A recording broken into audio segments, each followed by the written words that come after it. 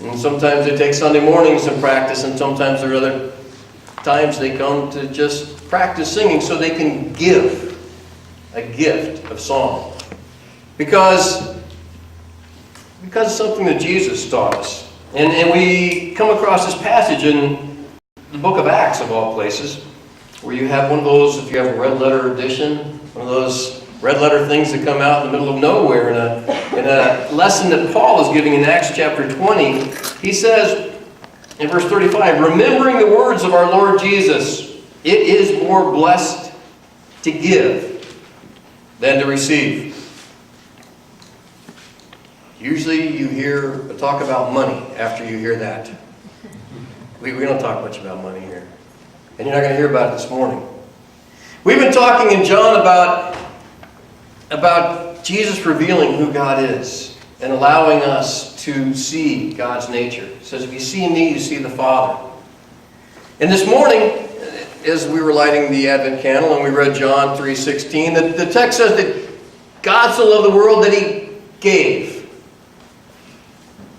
That He gave.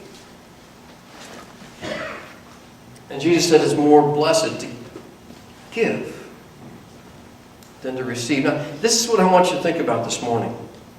That gift that we celebrate on Christmas, when God became flesh, and we talk about the amazing promise that was kept for that God became flesh.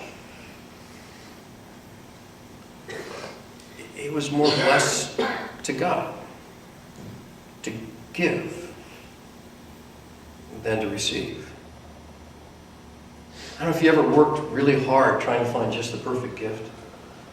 I know choir, they worked hard finding just the right songs, something that would stir your emotions, something that would build you, uplift you, your spirits. And when you see it happen, and you give just the right gift, and you see it in somebody's eyes, and it is more blessed to give than to receive. But have you ever got it wrong? You know, you gave just that right gift that was wrong. You know? Maybe, guys, maybe you gave her a kitchen utensil on your anniversary. Seemed like a good idea at the time, but it just wasn't right. God knew what we needed.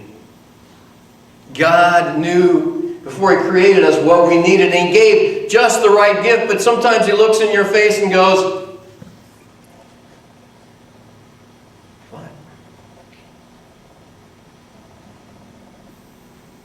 Do you receive graciously?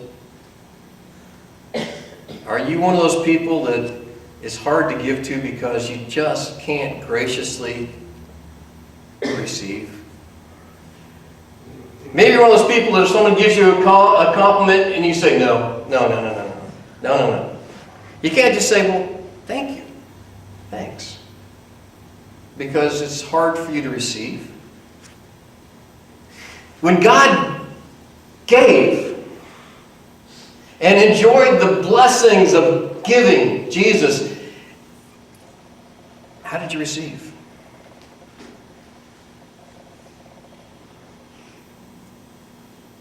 Did you let God know that that's exactly what you needed?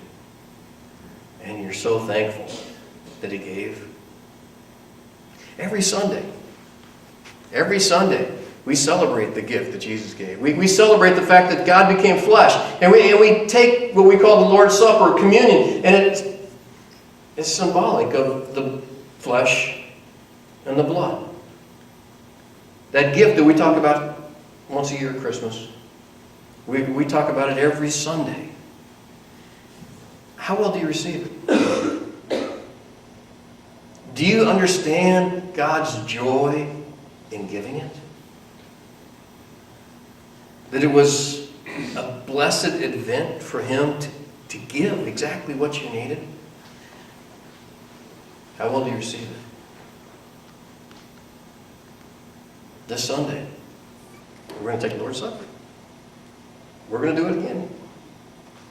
We're going to celebrate that gift, that sacrifice He made. How are you going to receive it? Is it going to be an added blessing to God when you say gracefully and humbly, thank you, thank you. I really needed that. Or is it going to be one of those, it's just something else we do. Just another part of the service. Another thing that's on the right-hand side of that order of worship that we can get down and we're about to finish. God knows it's more blessed to give than receive, and He is blessed. Your Creator was blessed by giving you what you need. Let's receive it gracefully. Let's receive it humbly. And let's receive it with gratitude.